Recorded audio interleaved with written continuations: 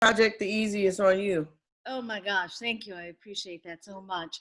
So, Mama Soul, would you like me to use Mama Soul or Your soul Melanie? is fine. Okay, okay. Um, and your titles. You have many titles. You wrote a book. You're a cancer survivor. You're an activist. Which of these multiple roles would you like me to jot down when I attribute you? Um, I am whatever makes your book what you want it to be. Whatever, you know what I'm saying? Because it's all really who I am. I am a two-time breast cancer survivor, and I survived breast cancer 2 times holistically, which is what separates me. Is that I've never done chemo, and I heal holistically. I am a motivational speaker. I am a mother. I am an activist. So all of these things accompany the music, and really embody me as a person. And so whichever helps you get across whatever it is that you're attempting to do with the book, you use that. Okay. I gotcha. So the book, just to give you a little bit of background, I worked on a documentary film called Breed and Bootleg, which was about the history of those two rap artists. And there was just so much to write about in Flint. So I'm focusing on flow, and I'm focusing on really trying to capture the stories of rap artists and the sounds of Flint. So, Mama Soul, how did you get into music? Music has always been a part of my household. My mother was a music teacher at Duquette Catholic School. My granddad was a DJ. And so I was always around music my entire life. My older brother Malik was like he's who introduced me to hip hop more so. And really sat me down and made me listen to lyrics. He would always say, don't pay attention to how the person looks. Listen to what they're saying. So he would sit down and dissect lyrics. I remember actually vividly listening to Naughty by Nature with him. And he said, Vin Rock is really the better lyricist. Tretch just has the muscles and the look, that people are looking for. But if you really listen to Vin Rock, and I was like, wow, he's really saying some stuff, so he's who made me really pay attention to content, the lyrical content of music, as opposed to just the beat. So music has always been a part of my life. It's always been a part of my life, like very prominent in our home. On weekends, when my mother cleaned house, there was always music, a record player playing. Weekends, weeknights, there was always music blaring in the house. When we didn't have a TV, we had a record player. So when did you start performing? Really in the house. Before anything, at home, talent shows, in the house with cousins and things like that, and in the mirror. But for me, when I was in college, I really started honing in on my craft kind of privately more so than anything. Because in high school, my first rap battle was in the 7th grade. My first rap battle was in the 7th grade at lunchtime. On the playground, it was like planned for like a week ahead of time against this kid named Koki that could really, really rap. And Koki was unfortunately murdered some years ago, but he was really good. And we would freestyle in the hallway every now and then. So they like, So and Koki are gonna battle. And I'm like, I didn't ask for this, but I was prepared and I won. And so that was in 7th grade. And I kind of knew I had a knack for words then. And it was more freestyle battles. I had a couple punchlines prepared, but, and then I didn't necessarily just start writing songs then because I'm an artist also. So I was really going to the FIA every summer, Flint Institute of Arts, painting and taking art classes. And so I was focused more so on visual arts as opposed to writing songs and things. So, you know, like I said, as through high school, my god brother and best friend Swift, who also he committed suicide. So it's like a lot of the people that motivated me to do music aren't with me anymore, and that's what like propels me towards seeking the success that I know they would have wanted me to strive for with my music. Um, he was in a group called 211, and he would always like share his raps with me, and me and him wrote a rap in a class, a creative writing class with Miss Ehrlich at Central called Rappelstiltskin. So we took the Rumpelstiltskin story and turned it into this rapper who helped people, you know. And so, you know, I always did little creative things like that, but I really, really started taking my music more seriously in college. I started writing a few songs and going to some studios. And then when I would come home from school, I would go to the studio with Swift, and he would kind of like, get on the mic, just freestyle, just freestyle. And they would record me, and it started coming together. And so he asked me to do a poem on his the 211 project, Prophecy Fulfilled. And I did a spoken word piece on there. And from there, you know, he was like, you should rap, you know. And so I started writing songs, and then I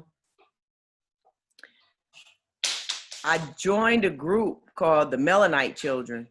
It was me, Hakeem, and Robbie.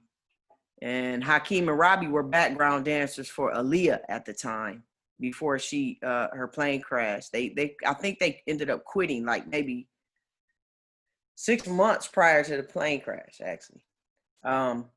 So me, Robbie, and Hakeem had a group called the Melanite Children. And yeah, shoot, we did that for a while. Robbie kind of backed out after a little while. I ended up moving to Columbus, Ohio, and I joined a group called the Golden Dynasty. And it was like 6 of us in that group. Then the Golden Dynasty broke off into Renaissance. Renaissance broke off into Chameleon. And so, you know, these people have always been around, but then I started joining groups and really, you know, get taking it a little more serious, putting little mixtapes and projects out then. So it was more so in college, I started taking it serious.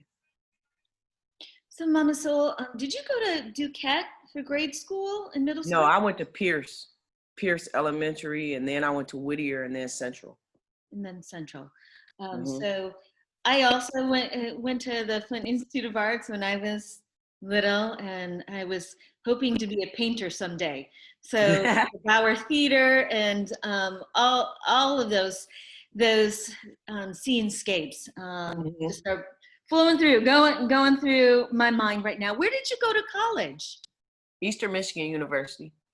Okay, so now you're in Columbus, Ohio, and Mm-hmm. you joined a band, and then where to? As part of your. I went from Columbus, Ohio to New York City, and I started writing for FUBU, the clothing line. A friend of mine in Columbus actually met Leslie Short, who was the director of media and promotions for FUBU, at an event. And I had written a commercial. I just created this idea of FUBU being an actual person. And people started discovering how dope this person was. And I wrote this commercial for them, and I shared it with my friend. He was like, yo, you should send it to them. And so, you know, I said, all right. So we recorded it. I sent it to them, and some months passed. And then one day I just got a call from Damon John, the CEO of FUBU at the time. And he flew me to New York, and I was living in Columbus at the time, flew me to New York, and I started writing for FUBU. And so I went from Columbus to New York. In New York, I found out I had breast cancer the first time, and went back home to Flint. So I went from Columbus to New York, kind of between New York and Columbus for some years, and then back home to Flint to Detroit. And then which year is this? This was in like, oh Lord, like 96, 97. 98, around that time. Mhm. Okay. Can you tell me about your favorite musical achievements? Most of my favorite musical achievements have been really just the bonds that I've been able to create or the conversations I've been able to have with certain people. One in particular is meeting Tupac's mother and her having such strong admiration for my words and saying how she really wished me and her son could have met. Because this was after Tupac had passed away that we met. And somebody connected us and had me do "We're Losing Our Babies," which was a piece that I had written for her. That, and then meeting George Clinton and him having super strong admiration. So it was really like receiving recognition from some of the people that, even the Last Poets, you know, who were like the original hip hop artists, period, the Last Poets. And so the elders in this genre of music accepting my words and telling me, keep going, young sister, we need you. Those have always been like, you know, because I have never really, I was telling a friend of mine the other day, I said, man, I remember the first time somebody actually gave me money to rap. And I did a feature on a song for somebody in Flint, a girl that was singing named Jawan. And the guy whose studio it was who asked me to do the feature, he gave me like $300 for doing the verse. And I was like, oh, wow, I can get paid. You know, I did it because I enjoyed it. And so most of my achievements have been seeing the change that I've been able to cause in other people's lives, the positive changes, and just being able to receive that from people. And it's not a big thing for me. You know what I'm saying? Like, not necessarily, it's been more so just being able to be in the streets and people come to me and say, Mama, so you helped change my life. Or to see a kid that saw me perform and was like, I'll never forget the moment. You know, those are like the biggest achievements for me because it's a passion work for me. It's never been about receiving a trophy to put on a shelf or some award or anything of that nature, because I really don't get a lot of that type of, you know, I don't get any awards or anything. So it's always about the energy exchange for me with music. So I don't know if you've had an opportunity to think about your, I've been asking each person who I talk to provide me a list with their 10 favorite rappers from Flint. Would you be able to provide that list to me? Like off the top of my head, I know my favorite Flint rapper, period, is Swift D, who is no longer with us, who encouraged me to start writing, who is a member of the rap group 211. But his music is out here. He did release a project. And so I know for sure that he was by far one of the best rappers, period, to me. You know, for sure, Swift D. And a lot of the people that I admire their work in Flint, they never really like made it really big or are really focused on music as their primary means. You know what I mean? And I'm always like, why don't you rap more? But Swift, can you hear me with this drilling going on in the background? I can. Okay. Swift D, of course, MC Breed, Ira Dorsey, John Connor, Spliff, Biz, J.A.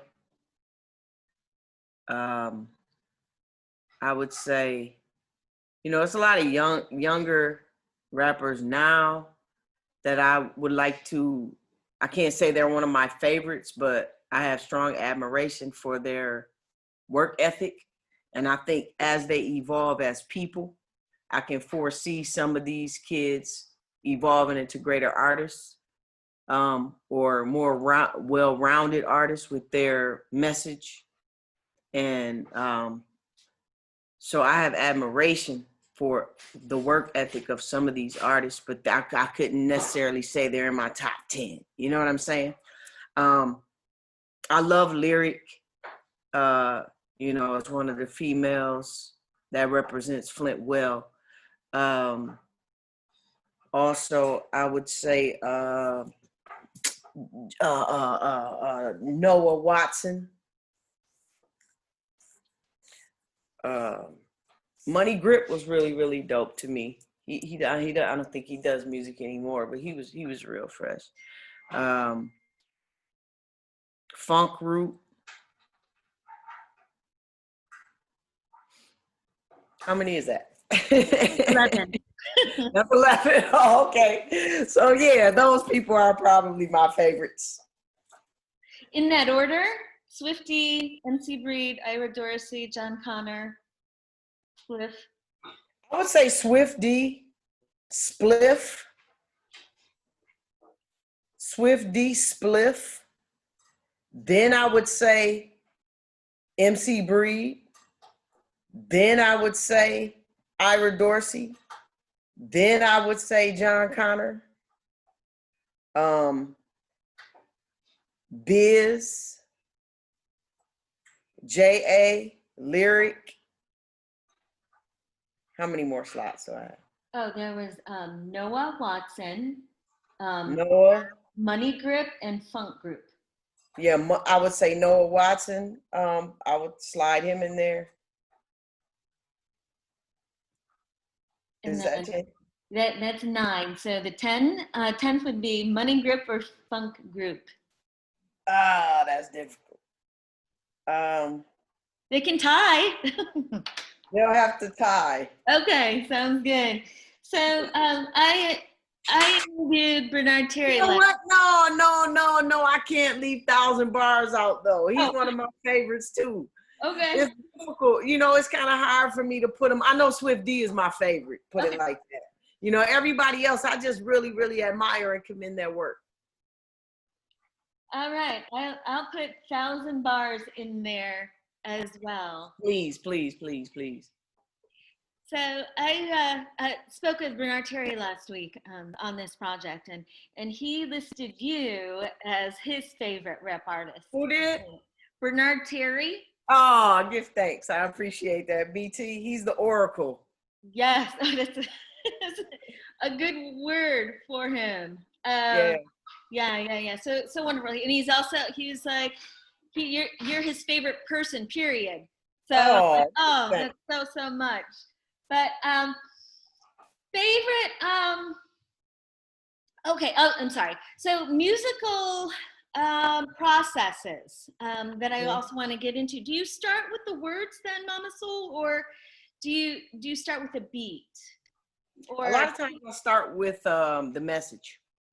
It's very rare that I just write random thoughts as far as just like bragger raps sometimes, very ego-driven raps. It's very rare that I rap about being the best or anything of that nature. Sometimes I do like lyrical exercises where I put a lot of heavy punchlines or whatever.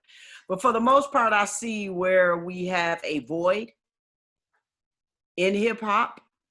And I try to fill those voids for the youth. So if I see, where I think we need a song commending fathers so that young men want to be active fathers. Let me commend these men that are so I write manhood, or let me write a song for those children that are dealing with esteem issues. So let me write Cool Kids and redefine what a cool kid is.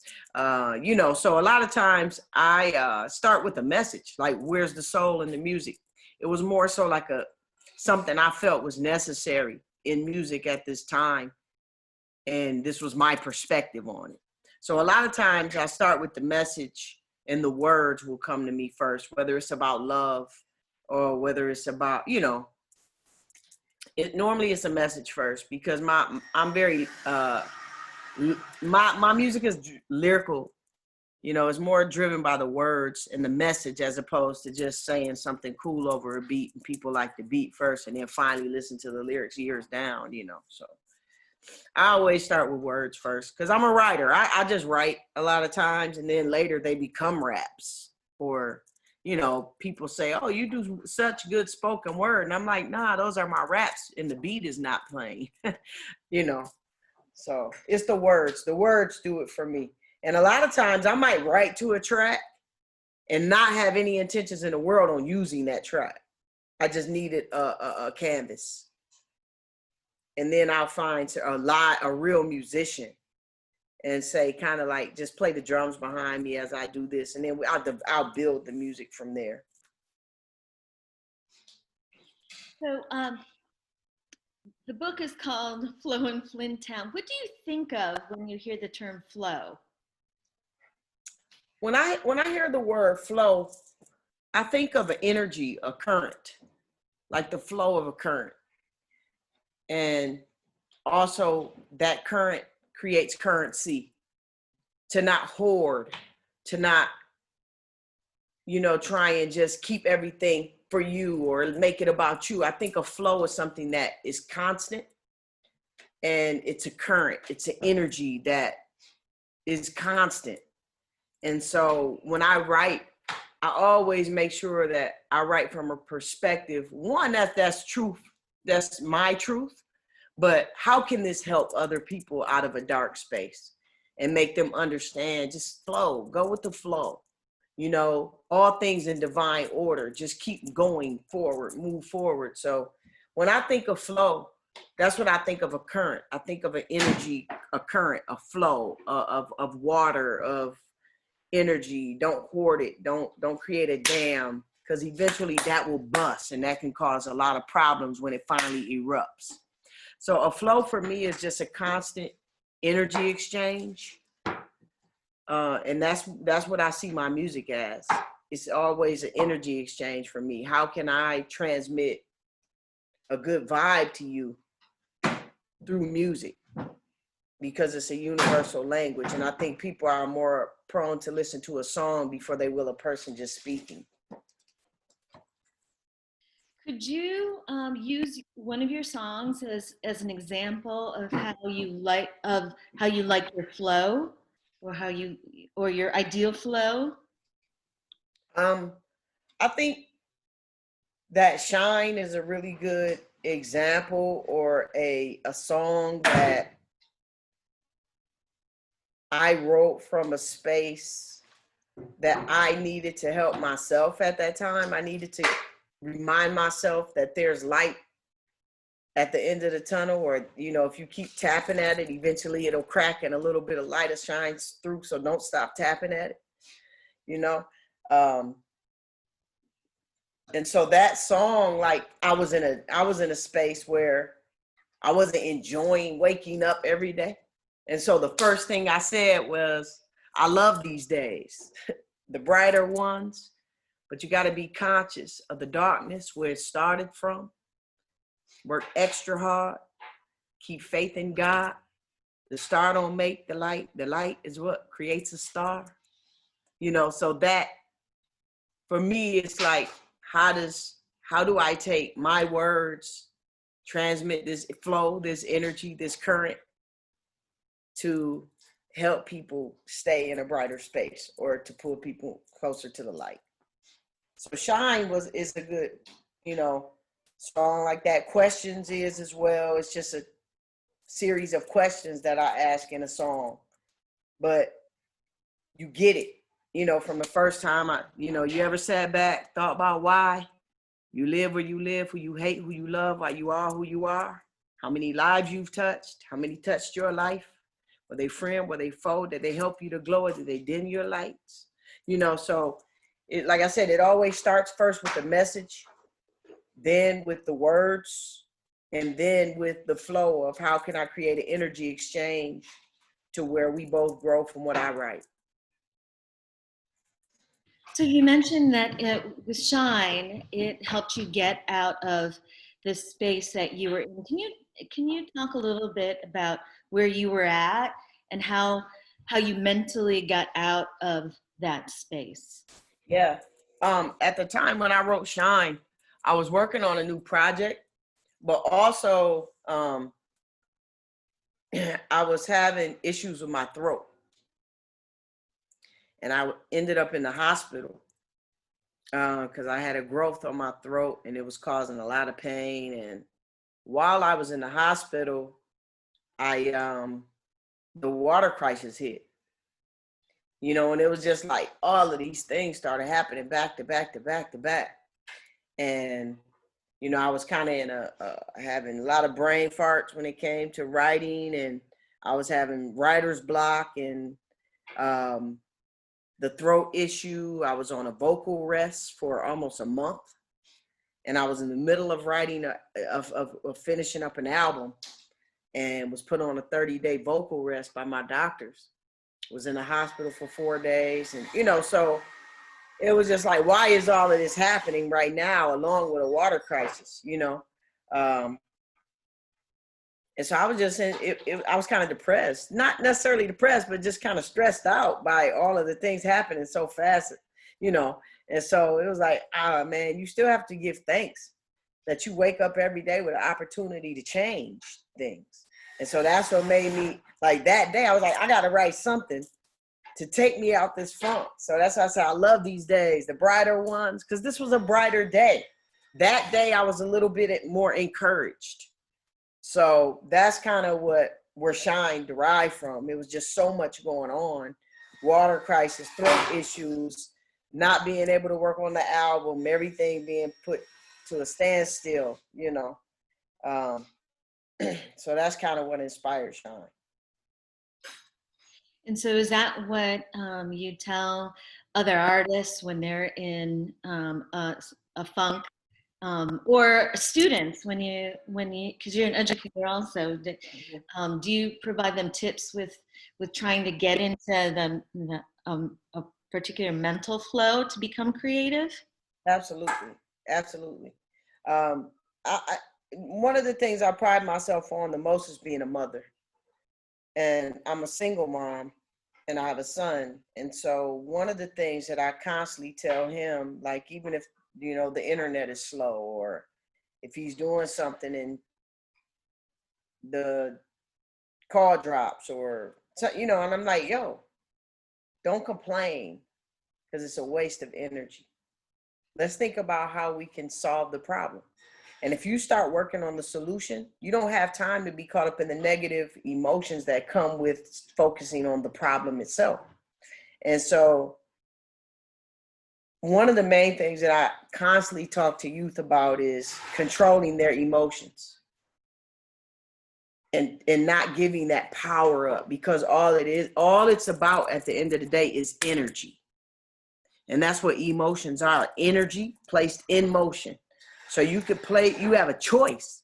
And if you silence your mind through meditation and give yourself quiet time throughout the day to allow just you to be still and just be. We are human beings, not human doings. We don't always have to be doing something. Sometimes being is the most sacred act. And so, it's always like, man, you might not feel good, so just be until you start attracting the things that make you feel better. And sometimes just being can make you feel a lot better, because when you're constantly trying to think of something to do to change the situation, you're just stressing yourself more and more and more, because you're not giving your mind and your body time to just rest, And so just even healing, my birthday is coming up August 6th. I had my surgery on my birthday last year. I took a break from social media, and just the other day I posted a picture, and people are like, yo, it's so good to see you. Where have you been? For those that missed the Clothes for Spiritual Maintenance post, and when my DJ was handling my Instagram for a minute, and he would post the GoFundMe and things like that. But just to step away and be is so healing. And it's so necessary for all of us to be able to recharge in that way. And so, that's one of the things that I promote heavy to anybody. I mean, adult, youth, classroom, my son, whoever, man, just take time to be. So that's advice that I need to soak in for reals. So when you were talking about Shine, you were mentioning the Flint water crisis, and I have to ask you because Faces of Flint, one of my students for that project, Maria Braganini, interviewed you, and then WKR also shot a short film of Hard to Swallow. Oh yeah. Oh yeah, yeah, yeah, yeah. So tell me how Hard to Swallow happened. Hard to Swallow actually happened because of my throat issue, and it was very hard for me to swallow at the time. And that pain of being in the hospital and not being able to swallow, I literally couldn't swallow. And that's when I had to get rushed to the hospital because I didn't want to go. And I couldn't swallow. And the growth was blocking my windpipe almost, where it was like, hurry up and get to the hospital. So it was hard to swallow. And then with the water crisis, and me being on a vocal rest, the water, that was hard to swallow as well. The fact that our water was tainted. So it all just kind of tied into one, and it all made so much sense. And so while on the vocal rest, I was able to do my research about the water crisis and go really dig and delve into what's really going on, or what information is available. And so I started taking notes. And as I took notes about things I would read, certain points that I would see, it just, okay, let me take notes. And after a few days of taking notes and seeing, like putting my own puzzle together as to get a picture, I took these bits and pieces to get a clear picture of what was happening, because it was affecting my community and my family and my people. So after a few days, I just sat back and looked at those notes, and things started coming. And initially, it's funny because the first few words of Hard to Swallow, that we come in peace with the intent to increase and restore hope for the hopeless, and love is the focus. I pray that this message will reach far beyond them clouds, God. We need you involved now. Your spirit is needed, so this isn't repeated. Why is it like this, a crisis? I cry with my right fist lifted for my brothers and sisters. These little kids are becoming statistics.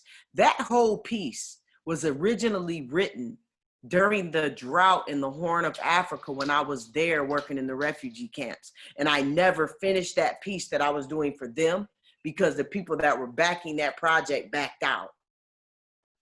It was so relevant to that drought. It hadn't rained in Somalia and the Horn of Africa in months, and a lot of people live off the land. So I saw some of the most severe suffering ever. So when I came here, and it felt like living in a third world country when the water crisis hit, it was like, wow, I already had that piece. I just started expanding on it, and expounding on it with what was taking place in Flint. So it was, oddly enough, Hard to Swallow. The wording initially was written about the drought in the Horn of Africa while I was there working in the refugee camps. There is so much backstory to that song. Yeah. Love that, because it's like, it's literal. It was hard for you to swallow, and then you experienced this in Africa.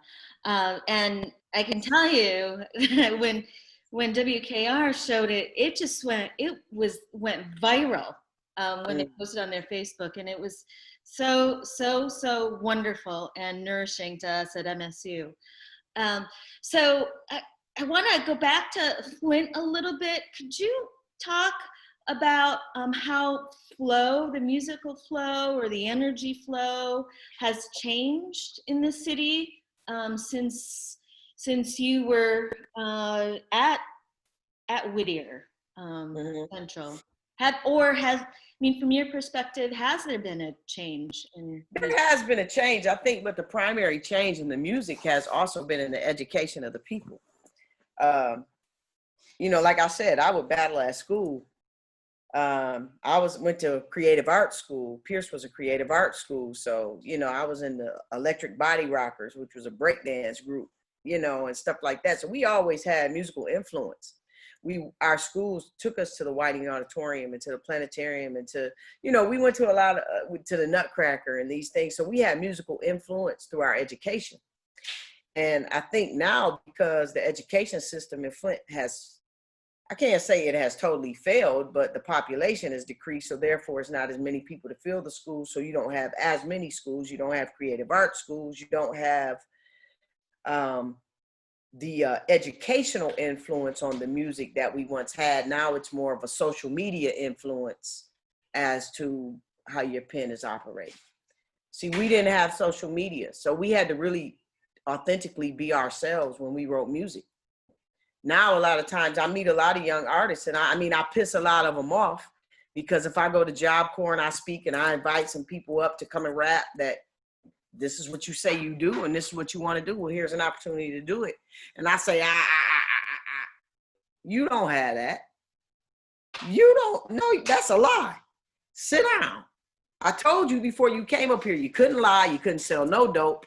You couldn't do, I gave you the rules. So you came up here and you did something that you wrote in your dorm room, and it's all a lie.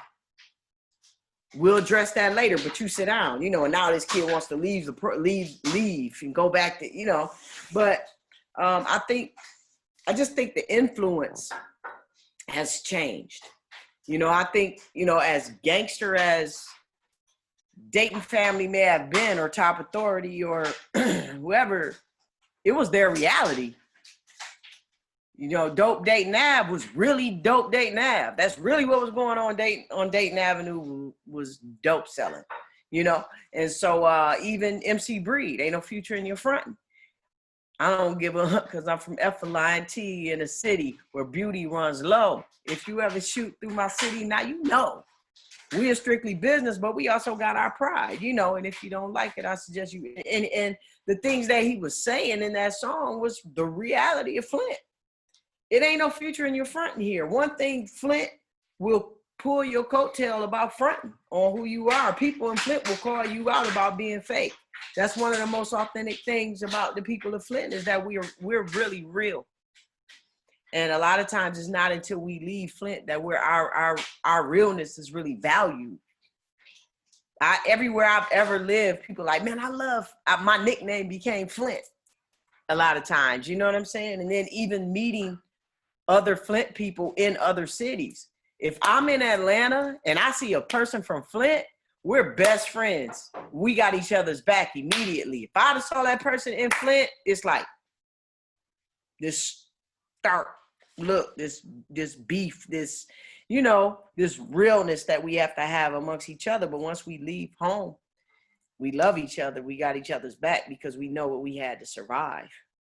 So I think that has influenced the music. It's just the culture, the education, just the way that the city has changed influenced the way that the people that write the music change.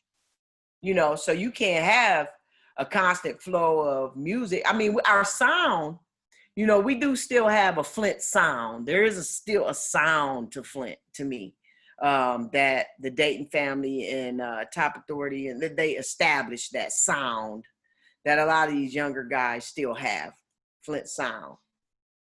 But overall, I think the messages have kind of been convoluted by the things going on with social media and the lack of education and lack of opportunities to be in talent shows and, the super talent shows that we had. You had something to look forward to and a way to win with your music, as opposed to constantly competing against a person down the street. So, Mama, so if for those outside of Flint, could you describe the Flint sound? I think it's an authentic sound. It's a Midwest thing. What's up, man? I see you back there. I think it's a Midwest sound. We don't necessarily have a certain accent that I hear, but other people hear it. When you leave here, they say, "Oh, you from the Midwest?" And I'm like, "How you know? You speak more proper. You don't say soda pop. It's like it's certain." And I have learned that by leaving Flint, that we do enunciate our words a little bit better in Michigan. I think our English teachers are doing an excellent job here, especially living down south. I've been in Atlanta for the past 3-4 years. So it's difficult to explain our sound. I know it's an authentic sound, but at the same time, it's a Midwest sound. It's not, you would have to live here to fully get it, but you can still grasp it, because some of our struggles, our realities everywhere. You just get it a little bit more once you've been here, especially with the water crisis and being one of the most dangerous cities in America for so long, but yet having all such beautiful people in the city, man, So it's kind of hard to describe a Flint sound because I don't sound like that, but I'm still 100% Flint. So you'd have to come here and experience some of Flint to really get it, Oh, I grew up in Flint. I'm just trying to help out those people who have that don't get it. So, Mama Soul, my last question is: you mentioned Atlanta, and I read some of this in your website, which is amazing, by the way. Your website is gorgeous. What's going on? What are you working on right now? Are you in Atlanta? Are you? I'm back here in Flint. Okay. I initially came home last July, and me and my son intended to be here July 8th through the 30th for a series of performances and speaking engagements that I had here. And I was diagnosed with breast cancer for the second time, and I never went back. So we're just now, actually our things were just moved here less than a month ago. So this last year has been, turn my life upside down, turn me inside out, but it created a new me, a fresher me. It's like a shaman told me that I was being reinvented before my first surgery, even before my biopsy. Which was very interesting to use that term, reinvented, rebirth, and then my surgery being scheduled for my birthday. So that was divine order to me. Also ending up back home in a time where I think I'm needed here. I have traveled the world.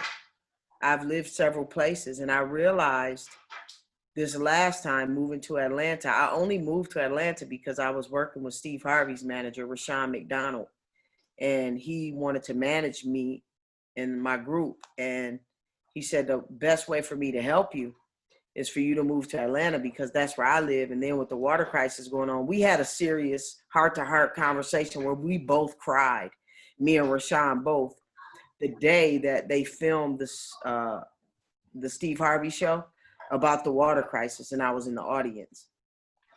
And he and I went to his office after that, and we both cried and we talked, because that show was deep. Like I didn't, we got to see a lot of different perspectives from different doctors and scientists and everything on that show. And it was like, wow, and different people in the audience who had patches of hair missing and jugs of water and, skin rashes. And it was really, really intense.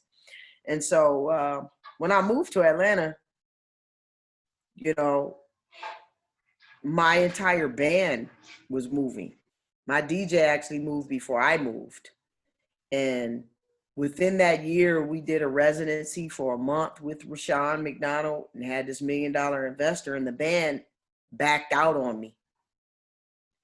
And it turned my world upside down because it was like, okay, do I stay in Atlanta and start over? Or do I try to find a new band? Like I was just really, I went through a really deep state of depression in Atlanta. As a single mom, I've been doing music with this group of people for 8 years, and then they back out when we finally have a multi-million-dollar investor. And I'll never understand that. And it has driven a wedge between me and one of the members of the band. I hope to heal that relationship in some sense. I still have peace with it, that we all grow in different directions.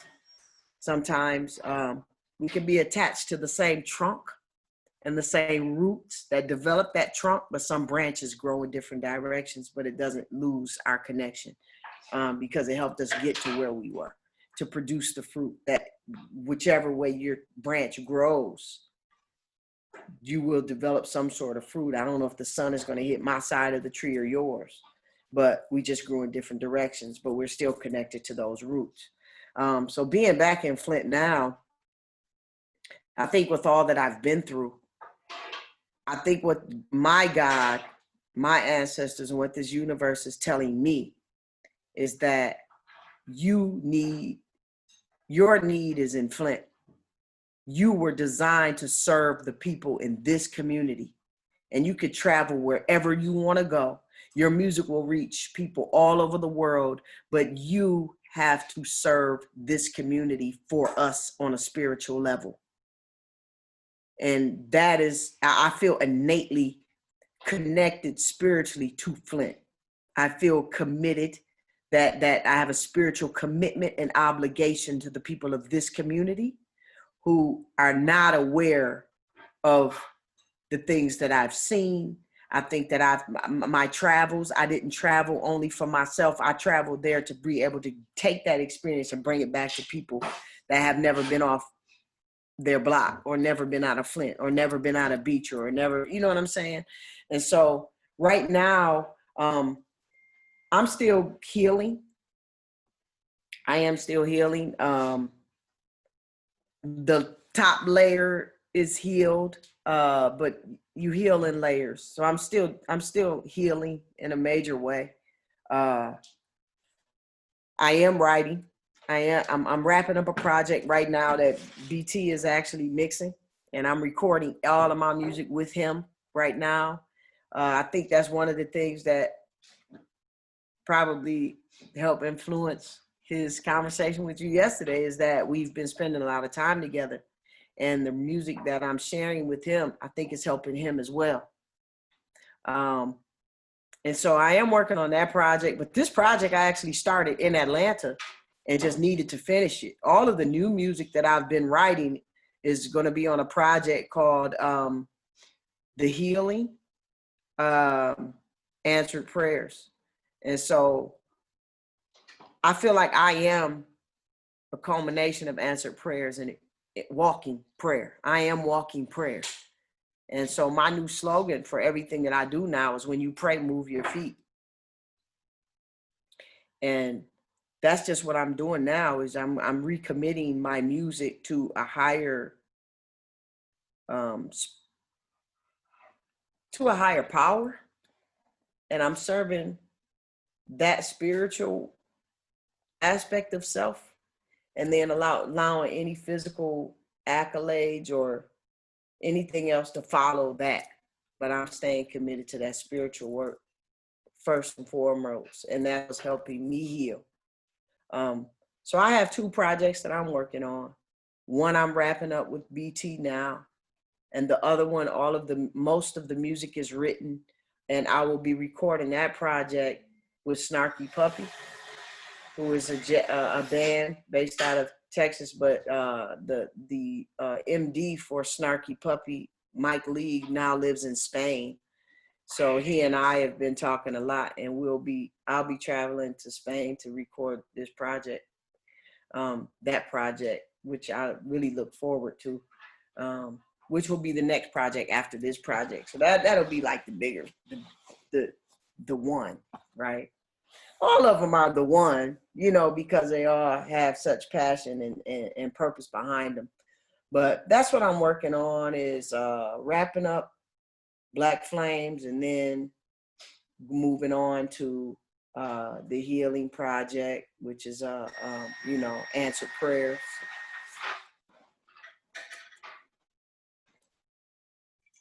Well, this has been such a spiritual time for me, and I thank you so much, Mama Soul, for your time. Thank you. And I want to wish you a happy birthday. Thank you so much. It's bittersweet, but I'm here. It's a 1-year anniversary, so I'm grateful. What's up, Mark? I have my sound engineer here helping me drill holes in my cabinets and stuff. So He's been listening to this so you can entire hear the drill thing. back there. That's the drill back there. But that's my sound engineer, actually. She's a great interviewer. You said you're a great interviewer. Oh, thank you. You're a great driller.